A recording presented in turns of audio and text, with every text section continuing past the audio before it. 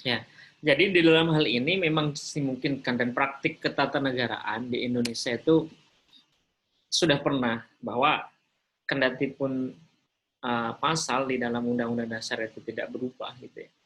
Tapi melalui judicial interpretation yang diberikan kewenangan untuk menafsirkan Undang-Undang Dasar yaitu Mahkamah Konstitusi itu uh, salah satu dan mungkin ada beberapa hal putusan yang sudah pernah dikeluarkan pun juga pernah mengubah substansi di dalam pasal tersebut. Salah satunya terkait dengan syarat presiden dan calon presiden terhadap frase mampu secara rohani dan jasmani itu disebutkan secara spesifik bahwa itu harus sehat dalam kondisi sehat. Jadi dimaksud di situ adalah dalam kondisi sehat. Ya. Karena tidak menutup kemungkinan mungkin bisa dimaknai dengan sehat rohani dan jasmani dengan kata lain, misalnya kalau badannya sehat itu mungkin, tapi kalau mentalnya sehat bagaimana? Kalau mentalnya nggak sehat misalnya, dalam hal ini kan hanya tafsirkan kondisi sehat tersebut itu mungkin hanya berkaitan dengan jasmani saja. Nah, jadi penafsiran secara rohani dan jasmani ini harus dalam kondisi sehat, itu antara jasmani dan rohani itu dalam kondisi yang tidak terganggu. Mentalnya sehat juga, fisiknya pun juga sehat. Nah, contoh yang selanjutnya itu misalnya dalam perkara 005 tahun 2006 terkait dengan pengujian Undang-Undang Nomor 22 tahun 2004 tentang Komisi Yudisial.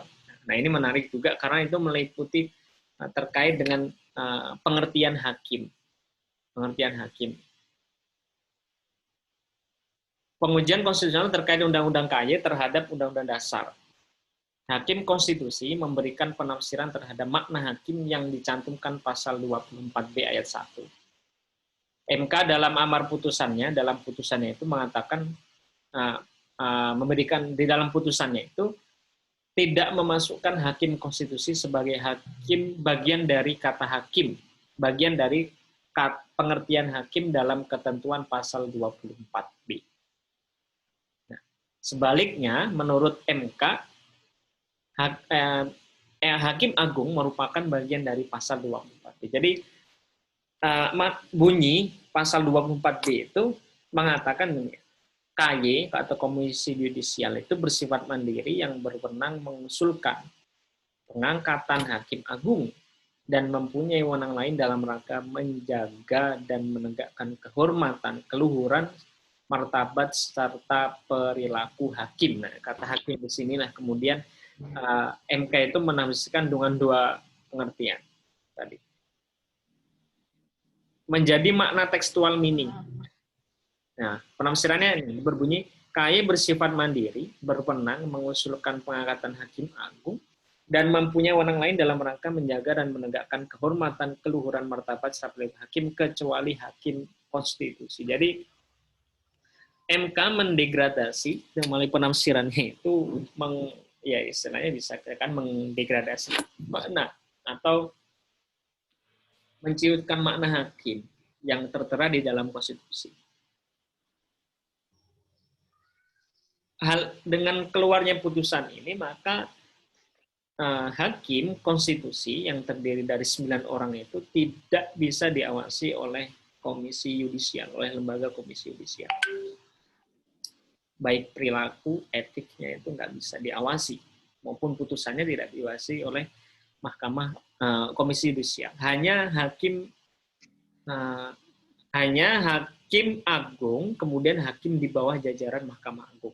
Kemudian hakim-hakim di bawah jajaran peradilan Mahkamah Agung, seperti hakim PN, hakim TUN, hakim agama, dan sebagainya itu diawasi oleh KY. Tapi hakim konstitusi tidak. Karena dia memaknai istilah hakim yang ada di kata ini, ya, Undang Dasar itu tidak kecuali hakim konstitusi. Nah, padahal kalau hakim konstitusi itu kan juga hakim. Maka disebutnya juga hakim. Semua yang duduk di lembaga pengadilan itu kan juga hakim.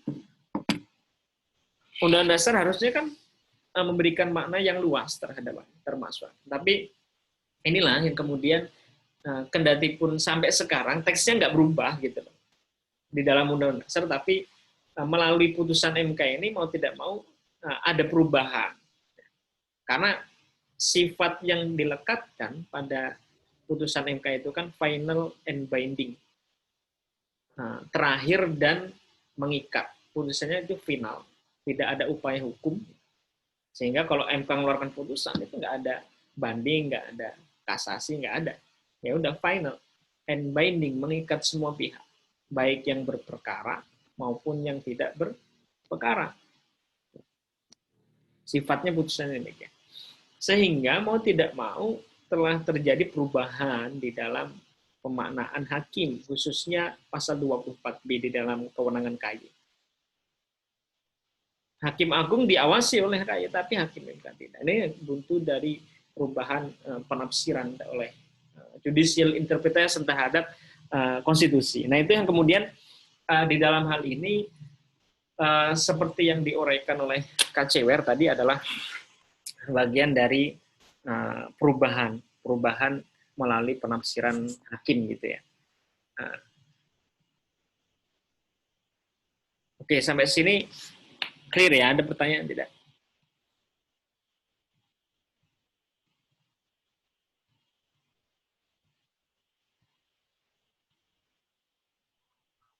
Enggak Pak, lanjut aja. Oke.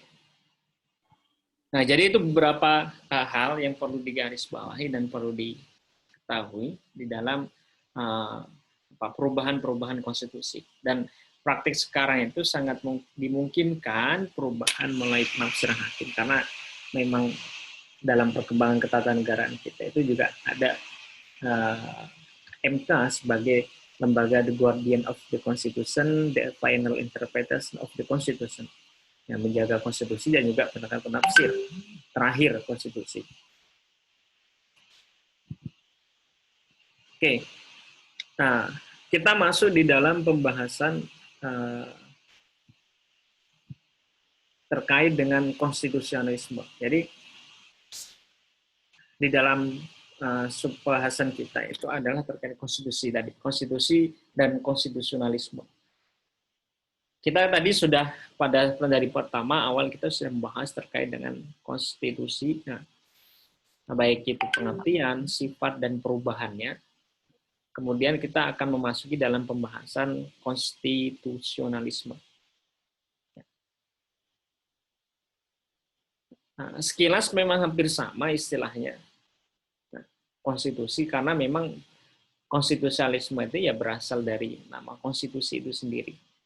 Tapi menariknya itu sudah menjadi isme. Isme itu paham. Paham itu bisa dikatakan ya apa ya? Ajaran ya. Ajaran konstitusionalisme. Pertanyaannya apakah itu yang dimaksud dengan konstitusionalisme ya? Nah, mau tidak mau kita harus belajar dari sejarah, karena dalam pembahasan yang lebih spesifik ini kita akan bahas terkait dengan aktualisasi konstitusionalisme di dalam praktik penyelenggaraan ketatanegaraan di Indonesia. Yang dibaca silakan yang dicermati itu yang saya tandai ini ya. Kemunculan konstitusionalisme sendiri pada dasarnya lebih dipahami sebagai istilah yang muncul tidak berbarengan dengan istilah konstitusi ya. Dalam catatan klasik terdapat dua perkataan yang berkaitan erat dengan pengertian konstitusi, yaitu dalam perkataan Yunani kuno, politea, dan perkataan bahasa Latin constitutio, constitutio, yang juga berkaitan dengan kata jus. Dalam kedua perkataan itu, itulah awal mula gagasan konstitusionalisme diekspresikan oleh umat manusia, beserta hubungan di antara kedua istilah tersebut dalam sejarah. Jadi, sejarah munculnya istilah konstitusi dan konstitusionalisme itu pada dasarnya ya tidak sama gitu, berawal dari istilah konstitusi tadi. Namun awalnya kata ini hanya dikenal dengan istilah constitution saja. Artinya belum menjadi suatu paham, belum menjadi isme istilahnya. Nah, ini maknanya kemarin bahwa konstitusi itu adalah berkaitan dengan sebagai peraturan yang membentuk dan mengatur mengarahkan pemerintahan.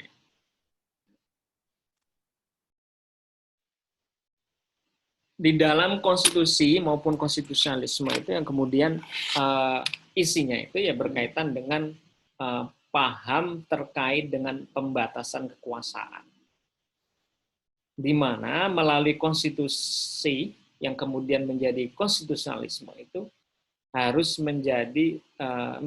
menjadi suatu paham pembatasan kekuasaan, karena itu berangkat dari praktik-praktik ketidakadilan atau praktik feudalisme di zaman ya, di era pada saat kerajaan baik di Eropa maupun di Inggris itu sendiri. Jadi inti materi di dalam sebuah konstitusionalisme adalah pembatasan kekuasaan. Sehingga itu menjadi suatu paham bahwa praktik di dalam penyelenggaraan negara itu harus berlandaskan pada suatu paham konstitusionalisme. Yang intinya adalah paham itu harus membatasi kekuasaan. Nah, di dalam praktiknya banyak hal. Salah satunya misalnya melalui konsep trias politika, dengan membagi kekuasaan negara itu sebagai menjadi 3. Nah, kalau di sini saya menuliskan secara lengkap ya bahwa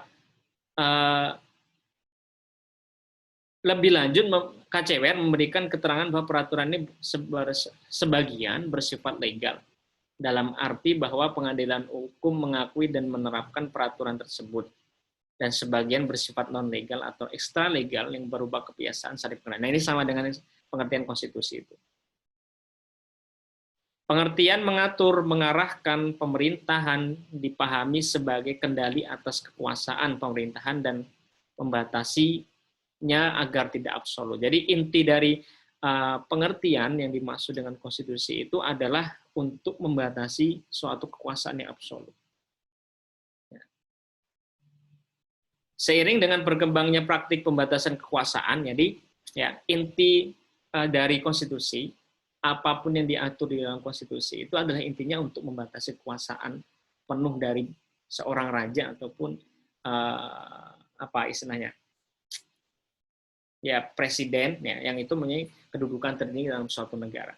Sehingga perkembangannya praktik pembatasan kekuasaan, jadi memunculkan macam konstitusi berbagai negara, memunculkan berbagai konstitusi di suatu negara. Ya, setidaknya pada abad pertengahan ke-12, tahun 1664 lebih tepatnya, terminologi kata konstitusi yaitu dikenal dengan istilah Clarendon Constitution di Inggris. Pertama kali mengenal istilah konstitusi setelah dari Yunani tadi, di Inggris itu muncul istilah Clarendon Constitution. Seringkali konstitusi ini diadekan sebagai konstitusi modern pertama yang bersifat sekuler. Jadi awal mula setelah sejarah Yunani yang dengan kata constitutio tadi, di Inggris muncul pula istilah Clarendon Constitution. Nah, kapan kemudian konstitusi itu menjadi istilah konstitusionalisme itu? Yaitu pada saatnya dalam praktiknya pembatasan kekuasaan muncul karena ada suatu peristiwa yang melatar belakangnya. Tumbuh dan kembangnya dalam penyelenggaraan negara, kekuasaan yang absolut oleh Raja Inggris misalnya menyisakan kelam dalam praktik bernegara. Maka absolute power ini menimbulkan perlawanan dari para baron, kemudian secara evolutif ya. Ini kemunculan konstitusionalisme di Inggris. Jadi sejarah-sejarah yang kemudian memunculkan konstitusionalisme di suatu negara itulah yang kemudian yang melatar belakangi adanya konsep pembatasan kekuasaan.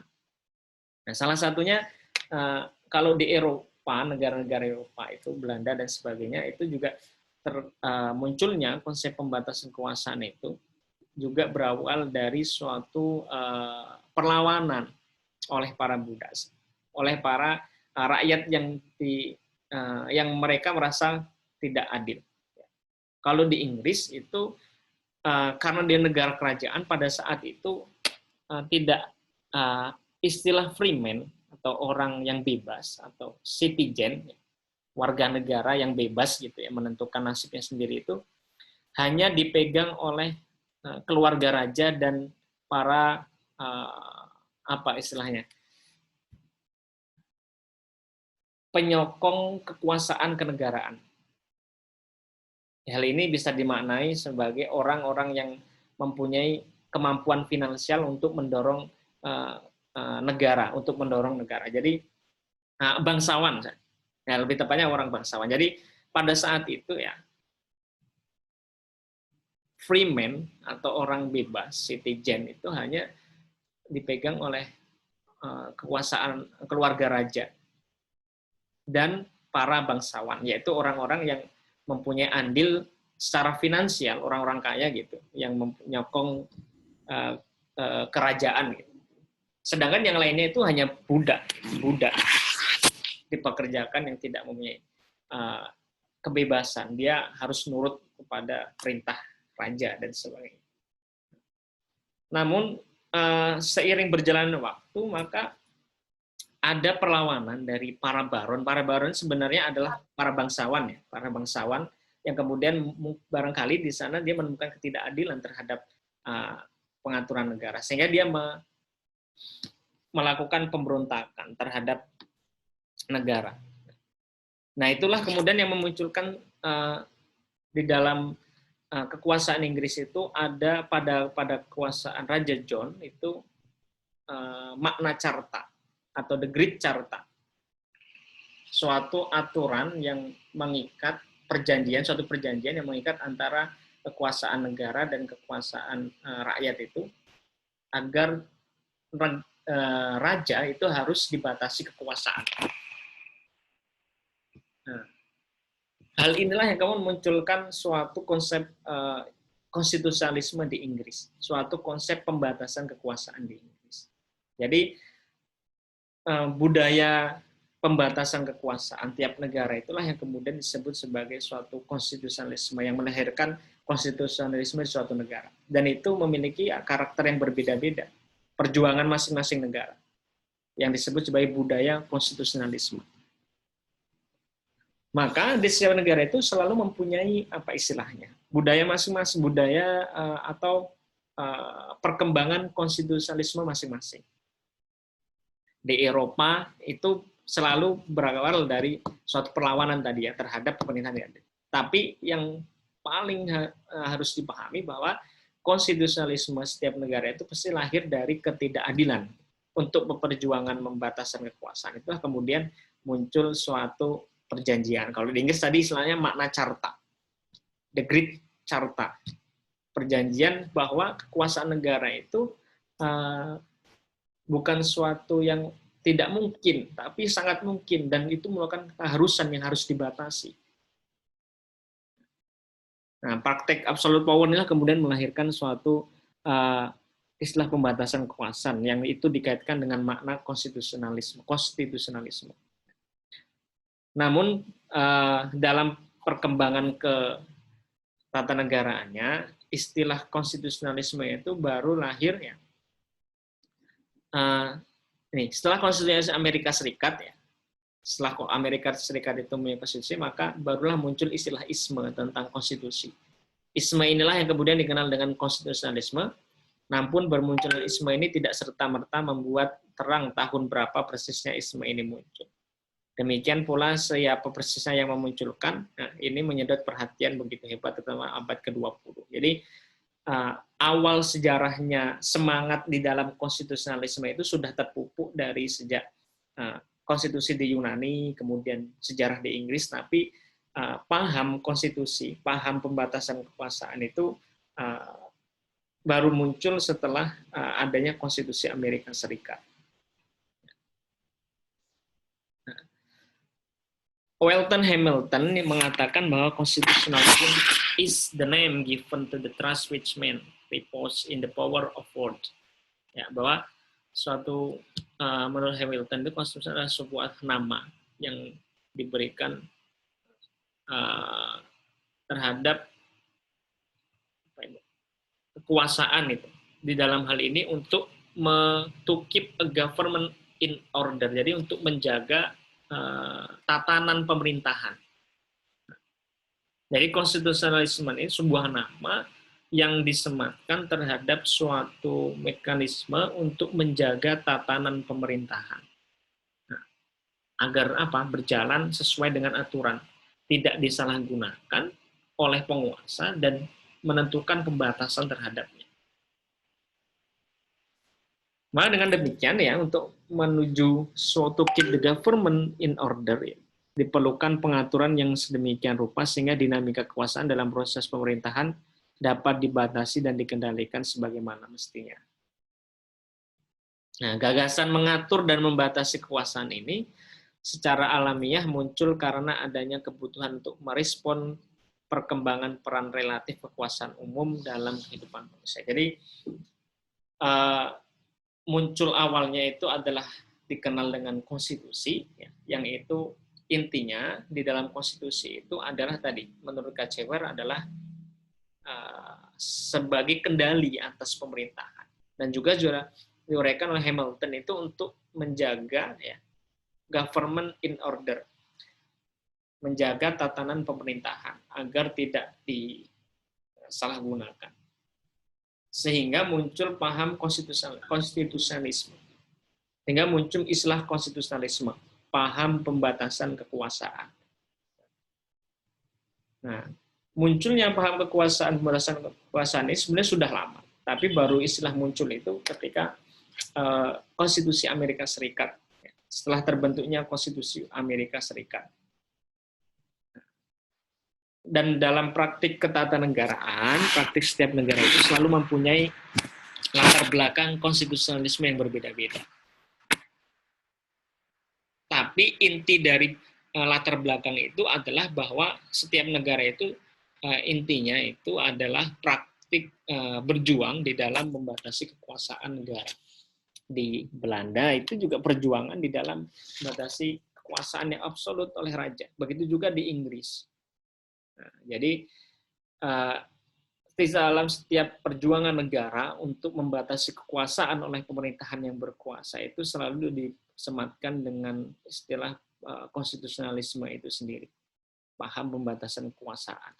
Nah, intinya di situ. Dan dalam perkembangan yang modern, bahwa konstitusi itu harus berdiri tegak di atas konstitusionalisme. Jadi dapat diibaratkan pondasi konstitusi itu adalah konstitusionalisme.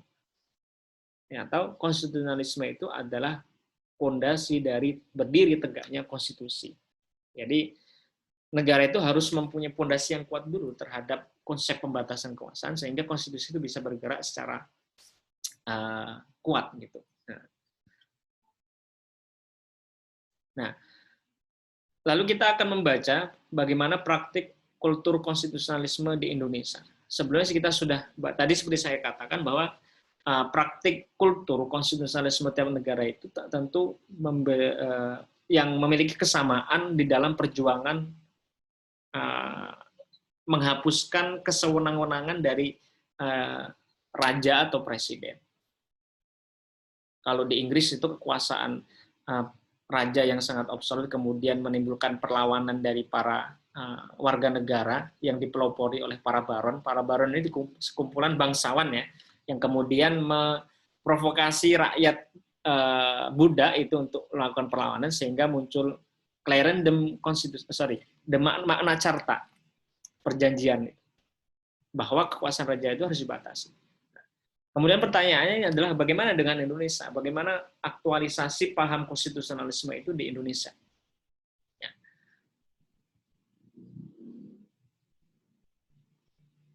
Bahwa praktik-praktik konstitusionalisme di Indonesia ini menurut Margarito Kamis ya, salah satu ahli pakar hukum tata negara itu, setidaknya ada dua pendanda terhadap perkembangannya kultur konstitusionalisme di Indonesia. Ya, menurut Margarito Kamis, kita tentu sudah paham dan jamati bahwa di Indonesia itu juga pernah mengalami masa kelam di dalam pemerintahannya. Masa kelam yang dimaksud itu ya masa kediktatoran ya, baik di zaman Soekarno maupun Soeharto gitu. Jadi pada saat kemerdekaan Indonesia kemudian dipegang kendali oleh Soekarno dengan wakilnya Mohatta itu ada beberapa penanda berkembangnya kultur konstitusionalisme atau kultur pembatasan kekuasaan. Pertama, dikeluarkannya maklumat wakil presiden nomor 10 untuk membuka ruang ketatanegaraan bagi tumbuhnya partai politik. Jadi pertama penanda kultur konstitusionalisme adanya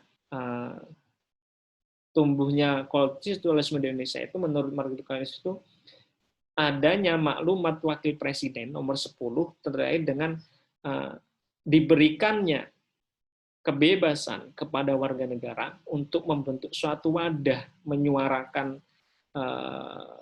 suaranya di dalam suatu partai politik. Nah, ini salah satu bukti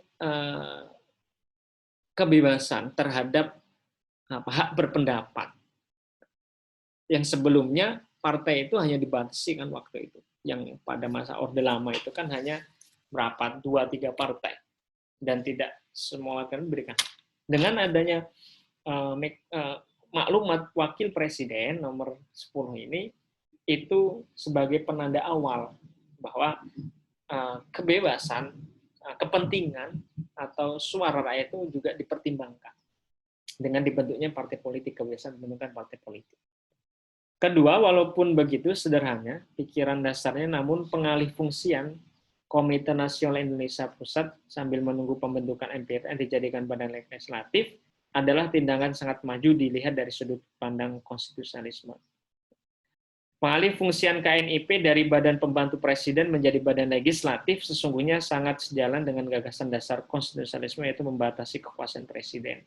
Tujuannya agar kekuasaan tidak berevolusi menjadi kekuasaan tanpa batas. Nah, mau tidak mau kita harus memutar sejarah kembali bahwa pemerintahan Indonesia waktu pertama kali dibentuk kan memang belum ada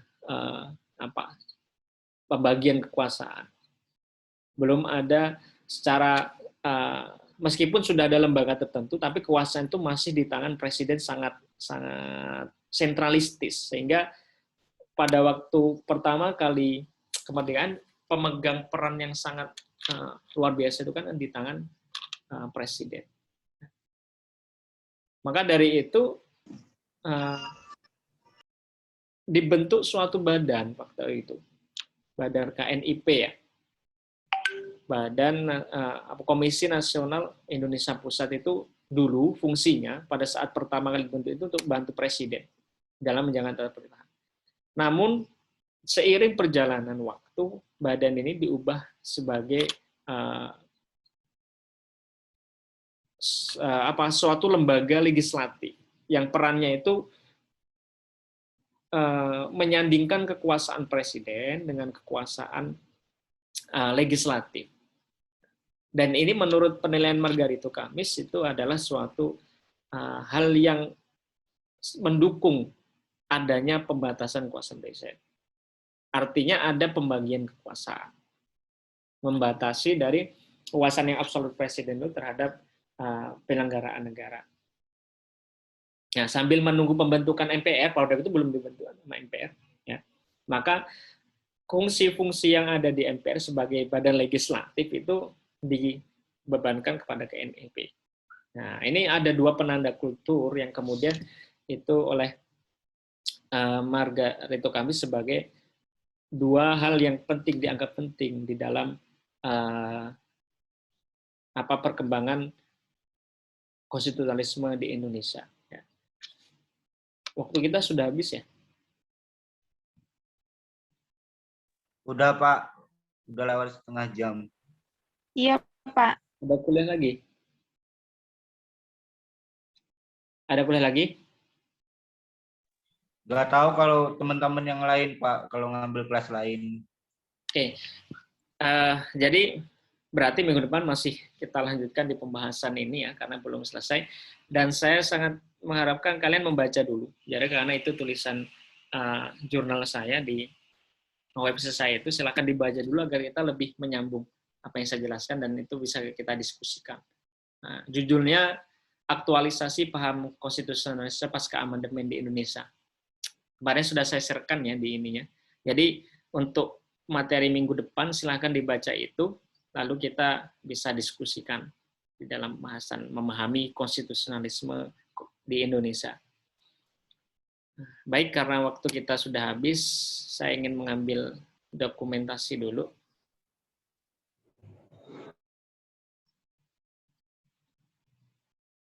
Oke. 1, 2, 3. 2. Oke, nanti juga ngisi absen di e-learning ya. Jadi masih saya akan buatkan ini untuk ini apa absennya. Jadi selanjutnya saya sharekan ke grup. Nah, jadi tugas kalian untuk minggu depan itu membaca artikel mengenai aktualisasi paham konstitusionalisme. Jadi selama seminggu ini maksudnya, sebelum pertemuan minggu hari Senin, itu membaca artikel aktualisasi paham konstitusionalisme pasca amandemen di Indonesia. Artikelnya bisa di-download di website saya itu. Oke, clear ya? Baik, Pak. Baik, mari kita tutup dengan membaca hamdalah. Alhamdulillahirobbilalamin. Saya Ria, assalamualaikum warahmatullahi wabarakatuh. Waalaikumsalam warahmatullahi wabarakatuh.